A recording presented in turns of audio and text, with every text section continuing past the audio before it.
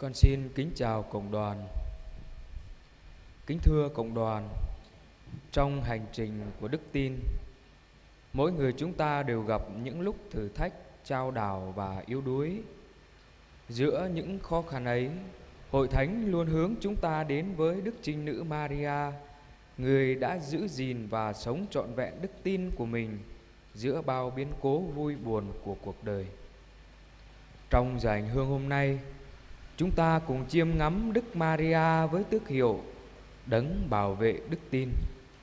Xin mẹ nâng đỡ và gìn giữ đức tin của mỗi người chúng ta, để giữa những thử thách của cuộc sống, chúng ta luôn vững lòng tin tưởng và bước theo Chúa Giêsu đến cùng. Giờ đây, để giờ hành hương của chúng ta được sốt sắng và xin nhiều ơn phúc, chúng ta cùng khẩn khoản nài xin ơn Chúa Thánh Thần.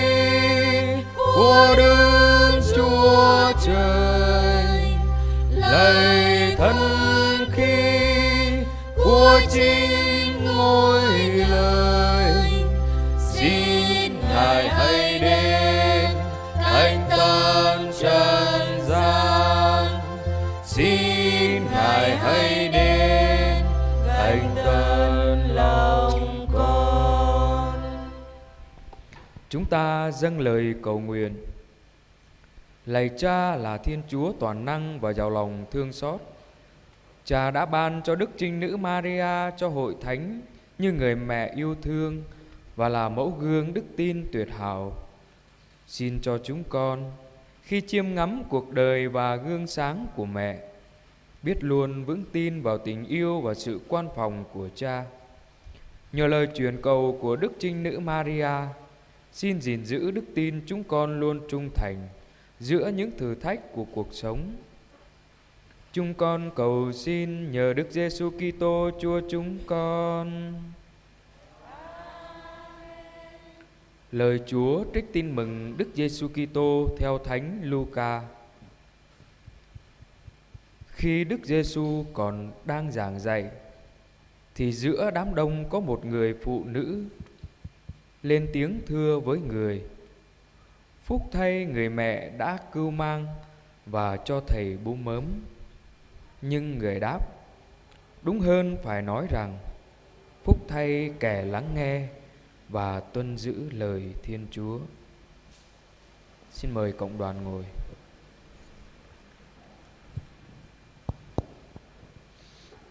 Kính thưa cộng đoàn, khi nói đến Đức Maria là đấng bảo vệ đức tin, trước hết chúng ta được mời gọi chiêm ngắm chính đức tin của mẹ. Ngay từ biến cố truyền tin, khi sứ thần loan báo rằng mẹ sẽ cưu mang và sinh hạ con Thiên Chúa, mẹ Maria đã không hiểu hết chương trình mầu nhiệm của Thiên Chúa. Tuy nhiên, mẹ đã tin tưởng và thưa lên lời xin vâng. Chính đức tin ấy đã mở ra một trang sử mới cho nhân loại. Mẹ không tin vì mẹ đã thấy mọi sự, nhưng tin vì mẹ hoàn toàn tin thác vào Thiên Chúa. Suốt cuộc đời của mình, Đức Maria đã sống trong đức tin. Khi sinh hạ Chúa Giêsu nơi hang đá Bê-lem nghèo hèn, khi phải đưa hài nhi trốn sang Ai Cập, khi lo lắng tìm kiếm con trong đền thờ, hay khi đứng dưới chân thập giá chứng kiến con mình phải chịu đau khổ và chịu chết. Mẹ Maria vẫn một lòng trung thành với Thiên Chúa. Có nhiều điều mẹ chưa hiểu hết, nhưng mẹ luôn ghi nhớ và suy niệm trong lòng. Đức tin của mẹ không phải là đức tin dễ dàng, nhưng là đức tin được thanh luyện qua thử thách, đau khổ và hy sinh. Chính vì đã sống trọn vẹn đức tin như thế, Đức Maria trở thành mẫu gương và là đấng bảo vệ đức tin cho hội thánh. Từ những ngày đầu tiên của giáo hội, mẹ đã hiện diện giữa cộng đoàn các môn đệ, cầu nguyện và nâng đỡ họ trước những khó khăn, sợ hãi. Trải qua dòng lịch sử, biết bao Kitô hữu đã chạy đến với mẹ trong những lúc gian nan thử thách, và họ đã tìm được nơi mẹ sự nâng đỡ, an ủi và sức mạnh để giữ vững niềm tin vào Thiên Chúa. Chiêm ngắm Đức Maria, hôm nay chúng ta được mời gọi noi gương mẹ, biết lắng nghe lời Chúa, kiên trì cầu nguyện và trung thành với đức tin mỗi ngày. Hãy chạy đến với mẹ trong những lúc yếu đuối, hoang mang hay thử thách.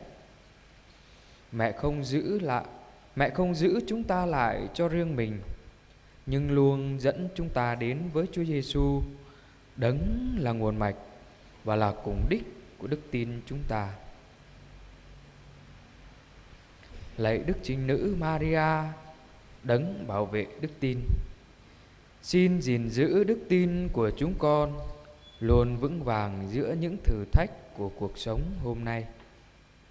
Xin giúp chúng con biết noi gương mẹ, luôn tín thác hoàn toàn vào Thiên Chúa trong mọi hoàn cảnh, để một ngày kia chúng con được cùng với mẹ ca ngợi tình thương Chúa trên quê trời vĩnh cửu.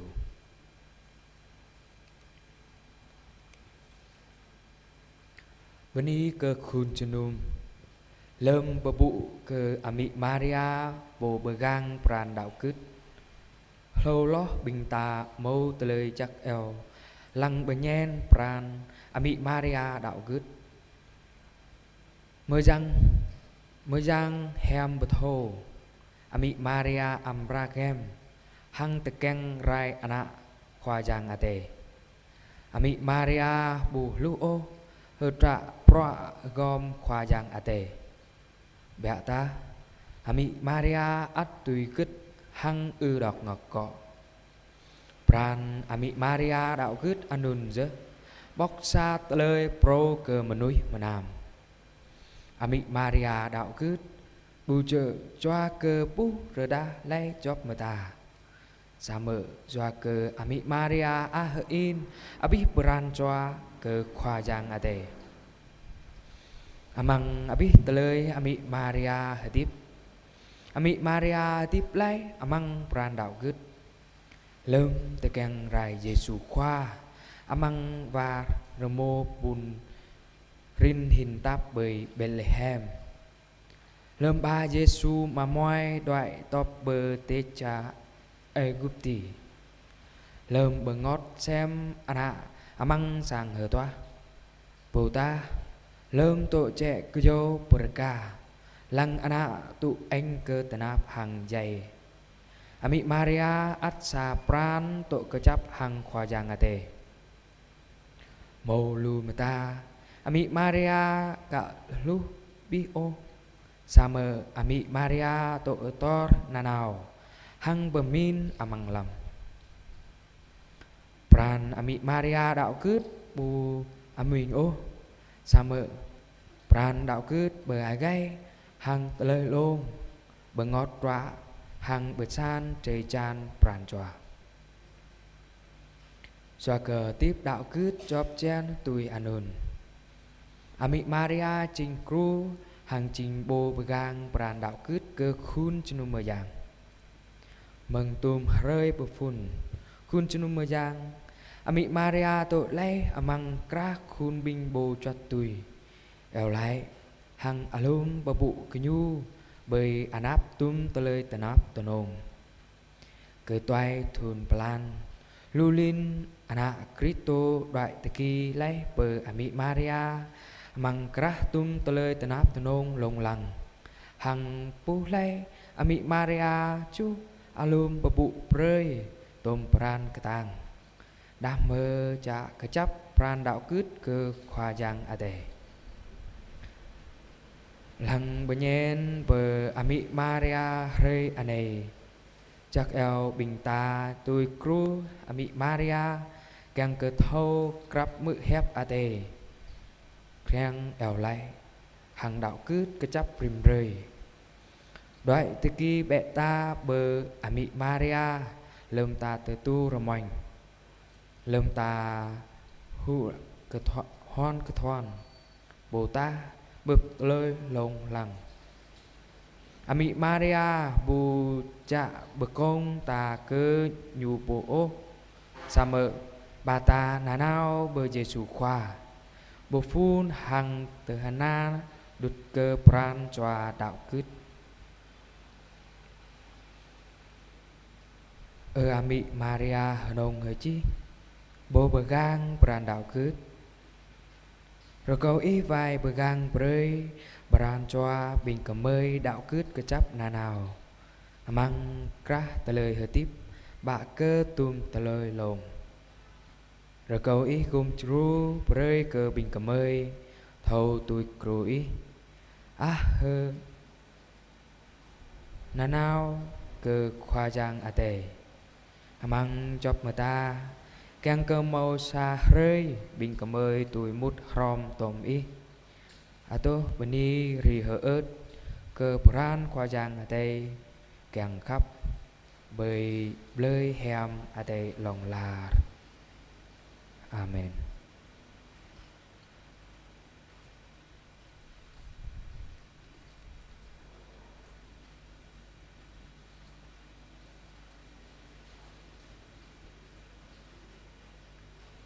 Trong tâm tình yêu mến và tin tưởng nơi Đức Trinh Nữ Maria, Đấng luôn đồng hành và nâng đỡ đức tin của con cái mình, chúng ta cùng dâng lên mẹ những lời ca tiếng hát.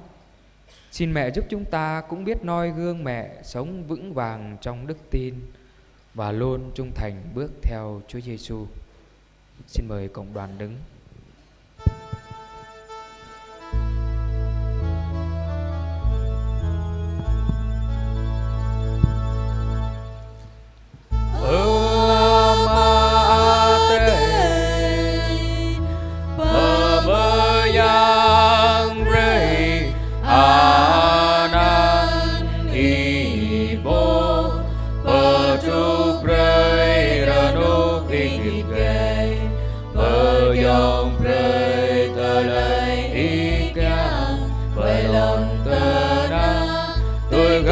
Cực luôn aro bông hoa rim rơi Chúa ra này ban nhai bre tờ lời so mời tôi hang mời ban bre mất cơ bình bồ so hang mời năm lười mời ra bù mang tờ lời lòng song bật lại mới mừng giang xa ông bậc bé Maria bà cơ bừng hiểm qua tay tổ tông mi bơ bù bơ đi cười mang bida bernei hang berni ke Yesu ana mengtiangi Maria mejang ami kuajang ate yo lai berkemai đã đôi so sang tu ta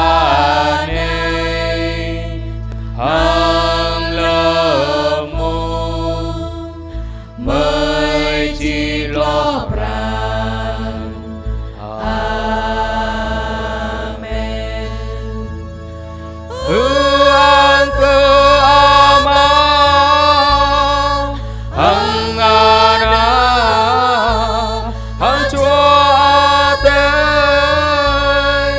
ca lum lung am chu ra ne chu ra nung ra hoa long la.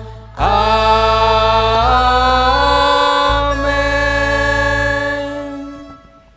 Giờ đây chúng ta cùng hiệp ý với những người dâng lời tạ ơn và xin ơn trong tuần qua. Có 5 người tạ ơn vì thêm lòng kính mến Chúa và Đức Mẹ. 4 người tạ ơn vì biết vâng theo thánh ý Chúa. 4 người tạ ơn vì được chừa bỏ tội lỗi và tính hư nết xấu. 3 người tạ ơn vì được ăn năn trở về cùng Chúa. 5 người tạ ơn vì đi đường được bình an. 4 người tạ ơn vì có công ăn việc làm. 1 người tạ ơn vì mau trả hết nợ. 2 người tạ ơn vì đòi được nợ. 4 người tạ ơn vì gia đình sum họp hòa thuận yêu thương nhau. 5 người tạ ơn vì gia đình được bình an. 2 người tạ ơn vì được ơn như ý. 4 người tạ ơn vì con cái ngoan ngoãn học hành tấn tới thi tốt. 7 người tạ ơn vì khỏi ốm đau bệnh tật. 7 người tạ ơn vì đã cầu cho các linh hồn. 2 người tạ ơn vì được thánh hóa bản thân, cải thiện đời sống. 2 người tạ ơn vì được cứu giúp trong cơn gian nan khốn khó. 3 người tạ ơn vì được bình an trong tâm hồn và cuộc sống. 2 người tạ ơn vì được sinh nở bình an. 2 người tạ ơn vì đã có con cái. Hiệp cùng mẹ Thiên Chúa, chúng con xin tạ ơn Cha. Chúng con xin tạ ơn Cha. Màu năm cho bני bưng, màu pran đạo cứt cơ năng càng khắp cơ khoa giang. Rama cho bni bưng, thầu cả ma đoại lại hàng khoa giang. Chú cho bni bưng thầu kran, hăng lọa gụ tôi pran khoa giang. Nam cho bni bưng tôi cơ chấp amang pran khắp khoa giang. Nam cho bni bưng thầu bà nhai, thầu bà hem, bà dông gió pra khoa giang chào prơi. Cho ban cho bni bưng renuk renoa amang pran choa hang amang ta lời hợp tiếp. Lâu cho bni bưng màu pra nga. Lâu cho bni bưng tôi mau ta lời tru hang cùng bà min amang ta lời ta nắp ta nông. Chú cho bni bưng sang ano thầu hợp tiếp renom thầu bà cặp rong. Tòa cho bni bưng màu hana. Tòa cho bni bưng bà ana hang ta keng kla hem. Bà cho bni bưng anak bạc thâu lạ gụ trang ram rạ prê rê tôi đi amang ta lời bập lồng. Lâu cho bni bưng góp choai nào bờ à tay tôi lại bờ sàng. Bà cho bni bưng renuk renoa amang job chalan nào bờ lao bát. Mà cho bni bưng màu bưng ai bờ choai trời chan hang pran choa. Mà cho bni bưng chạy hem klạ. Sa cho bni bưng bờ côm bờ chơ ta lời hợp tiếp bồ cơ khoa giang. Tòa cho bni bưng tôi mau tôi pran choa kèng. Mà cho bni bưng eo lại prơi cơ bình ơi dạ hằng góp choai rồi gao lấy lần tờ na. Hiệp cùng mẹ Thiên Chúa, chúng con xin tạ ơn Cha. Chúng con xin tạ ơn Cha. Màu bạ chô rồi cầu bưng, màu bà ran đạo cứt cơ năng kèng khắp cơ khoa giang. Bạ chô rồi cầu bưng thầu ma đòi lại hằng khoa giang. Bạ chô rồi cầu bưng thầu kran hằng lọa gụ tôi pran khoa giang. Bạ chô rồi cầu bưng tổ cơ chấp amang pran khắp khoa giang. Bạ chô rồi cầu bưng thầu bà bà nhai thầu bà hem bà dông gió pra khoa giang chào prơi. Bạ chô rồi cầu bưng renuk renoa amang pran choa hằng amang ta lời tiếp. Bạ chô rồi cầu bưng màu pra nga. Bạ chô rồi cầu bưng tôi mau ta lời tru hằng cùng bà min amang ta lời ta nắp ta nông. Bạ chô rồi cầu bưng sang ano thầu tiếp renom thầu bà khắp rong. sa chô rồi có bưng màu na toa chô rồi có bưng bạ na hang tờ keng lạ hẻm lâu chô rồi cầu bưng ana bạ thô lọa cô trèng rằm rạ prê đư gươi tôi đi amang tờ lời bập lồng sa chô rồi cầu bưng gọp choai nào bờ tay tôi cả lại bờ sàng toa chô rồi cầu bưng rồi núp rồi noa amang dọc chờ lan nào lào rồi bát lâu chô rồi cầu bưng màu bưng ai bờ choai trái chan hăng bran choa sa chô rồi cầu bưng chai hem là sa chô rồi cầu bưng bờ côm bờ dơ tờ lơ tiếp bô cơ khoa giang sa chô rồi cầu bưng tôi màu tôi bran cho keng sa chô rồi cầu bưng eo lại rơi cơ bình ơi ra hăng góp choai rồi gáo lai lần tờ na nhờ lời Đức Mẹ chuyên cầu xin Chúa nhầm lời chúng con. Xin Chúa nhầm lời chúng con. Có 8 người xin thêm lòng kính mến Chúa và Đức Mẹ. 7 người xin biết vâng theo thánh ý Chúa. 7 người xin ơn chữa bỏ tội lỗi và tính hư nết xấu. 6 người xin ăn năn trở về cùng Chúa. 10 người xin ơn bền đỗ đến cùng. 8 người xin đi đường được bình an. 5 người xin có công ăn việc làm. 6 người xin mau trả hết nợ. 7 người xin đòi được nợ. 7 người xin cho gia đình sum họp hòa thuận yêu thương nhau. 7 người xin cho gia đình được bình an. 1 người xin ơn như ý. 4 người xin cho con cái ngoan ngoãn học hành tấn tới thi tốt. 4 người xin tìm được người thân. 9 người xin khỏi ốm đau bệnh tật. 4 người xin ơn chết lành. 8 người xin cầu cho các linh hồn. 2 người xin thánh hóa bản thân, cải thiện đời sống. 5 người xin ơn cứu giúp trong cơn gian nan khốn khó. 3 người xin ơn bình an trong tâm hồn và cuộc sống. 3 người xin sinh nở được bình an. 1 người xin có con cái. Và 2 người xin tìm thấy của cải. Nhờ lời Đức Mẹ chuyên cầu xin Chúa nhầm lời chúng con. Xin Chúa nhầm lời chúng con. Và giờ đây trong tâm tình yêu mến và cậy trông, chúng ta cùng dâng lên cho Đức Trinh Nữ Maria những đóa hoa tươi tắm. Ước gì khi dâng hoa kính mẹ, mỗi người chúng ta cũng biết noi gương mẹ, sống vững vàng trong đức tin, luôn gắn bó với Chúa và trung thành với tin mừng giữa cuộc sống hôm nay.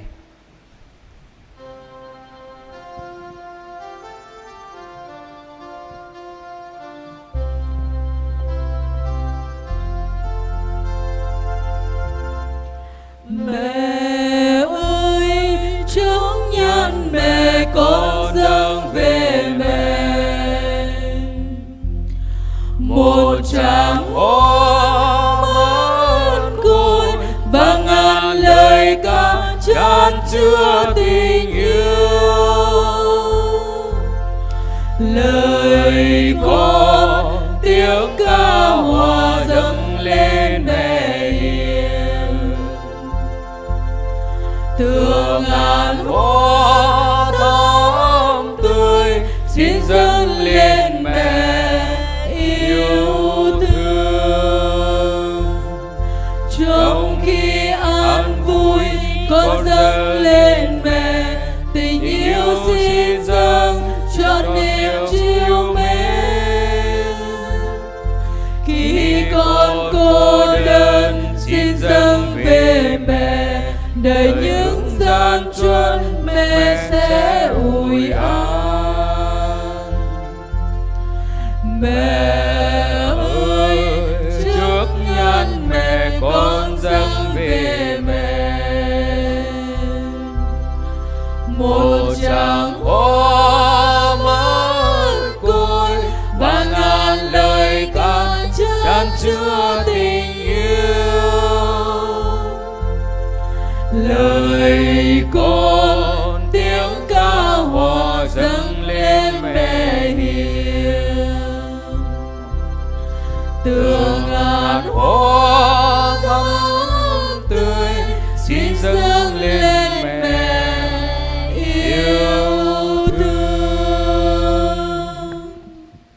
mời cộng đoàn quỳ cùng đọc kinh tuần cửu nhật kính Đức Mẹ Hằng cứu giúp. Ami hanong kum jru ko doi re per i ko vu de ko hang i ya ke i yo po amra mơ nhập ko i yo po vai lang sang pương nham khoa ate ya ke tale khoa ate pasit le ya pương arang mo lên cơ mơ tengan i pa pha pre ru bo mata i pa tor ke ko tôi ane i ya ami Giêsu khoa i ya ami tanap tap i tui pa tum tale tanap i pa bút rom hang tum tale tanap Giêsu khoa đa mơ pa ching sang pương nham pat lai manui manam i ya ami manui manam i tu le kum jru vai lang bing kamai ko cứ sit nik tui ane pengat chua le mo i pakang pre khoa te bu lui rai o hang bu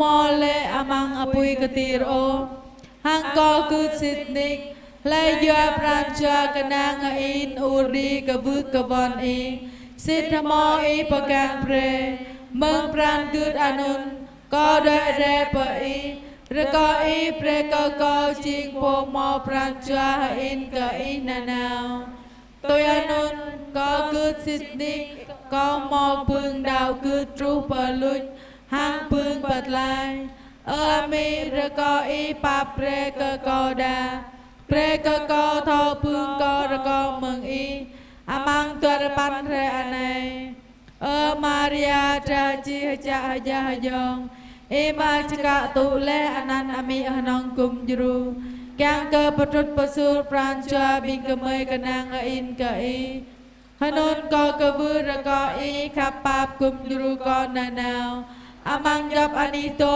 ano nào lâm giang sát plơ plai lâm mo tale song lâm pup tale tanap aman tale hatip han pia ma nyu amang mu chit lo pran mi po tho khap pap re ko i pre ko tho trăng đợi nào per i na nào có cứ sit nik ta ta có trăng đợi nào per i hanon nga pre ko i chai mơ nhập ko re ko i pre ko pương yom phan ane tho trăng yo le hang i na nào hang mo pran chua kanang in ka i kan hang anak sang kyang ka i mơ nhập ko yo le đa mơ kum jru ko na nào hang pre ko pương đào cứt ka chap tru pa luch mi hanong kum jru re ko i pa pu pre yam ko hang yo le kum pre ko tu ta ane hang lam mung chit lo pran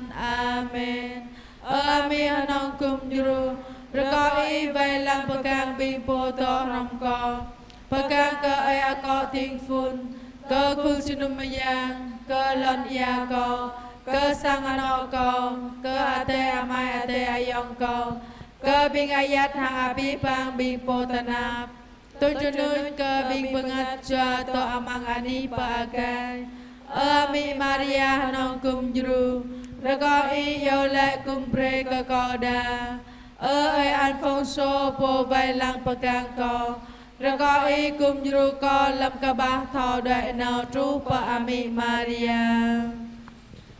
Giờ hành hương tới đây là kết thúc, con xin cảm ơn cộng đoàn.